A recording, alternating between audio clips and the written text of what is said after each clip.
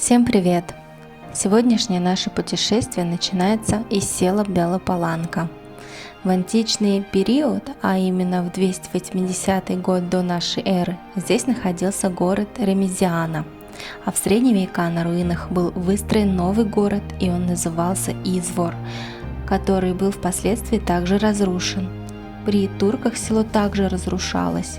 Поселок впервые упоминается как Ак-Паланка, турецкий Ак, это белый, в военных мемуарах генерала Зикендорфа примерно в 1870-х годах.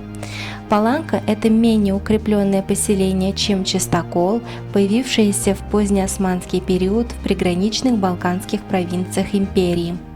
Слово «паланка» предтюркского происхождения в значении «паланга», «рычаг», «бревно». В этом отношении его значение приближается к понятию чистокола. Ежедневно с 2005 года в конце второй недели августа в Белопаланке проводится гастротуристическое мероприятие «Дани Баница». Баница – это национальный пирог. Наш путь лежит из Белопаланки в сторону села Мокра – 3 километра, а затем еще 9,2 километра. Так как вершина Рженец находится в лесистой местности, мы чуть-чуть не дойдем, остановимся на прекраснейшей обзорной. Обычно по этой тропе ходят на Дивную Горицу, но так как мы уже там были, решили пойти в другую сторону. Изначально хотели попасть на Пассарелло, но нужно было идти с Мокры еще 3,7 километра до детского лагеря Дивлина, а потом еще 8,9 до Пассарелло. Дальше Белопаланки найти автобус не получилось, поэтому маршрут построили именно таким образом. Тропа широкая, комфортная до седловины между Дивногорицей и Рженец. Есть место для отдыха. Эти ванны, как вы могли подумать, не для купания, а для питья диких лошадок. Одну такую лошадку мы встретили. Она была в кустах и встретила нас не очень радушно, похоже, испугалась. Издала звук, от которого мы с сыном сначала испугались, это было еще до ванн. Подумали, что кабан. Потом уже поняли, что все-таки лошадь, но она уже убежала и не стала героиней нашего видео.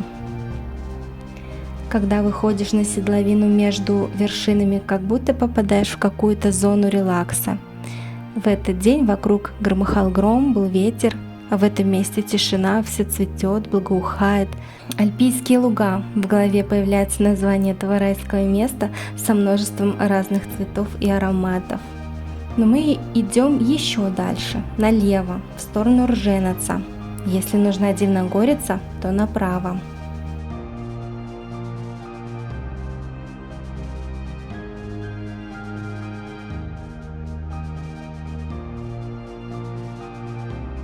Дальше тропа узкая, немного идем вдоль можжевельника, а затем по лесу.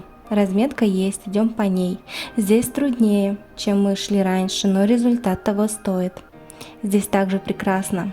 Открываются потрясающие виды на противоположную сторону Сувопланина и на Дивную Горицу.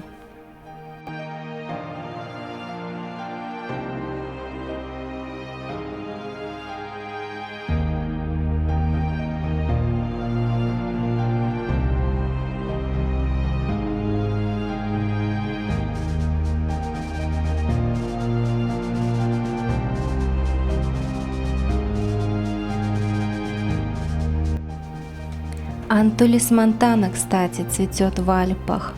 Что меня удивило, мы встретили желтый ирис и самое удивительное цветущая сирень на высоте 1400 метров.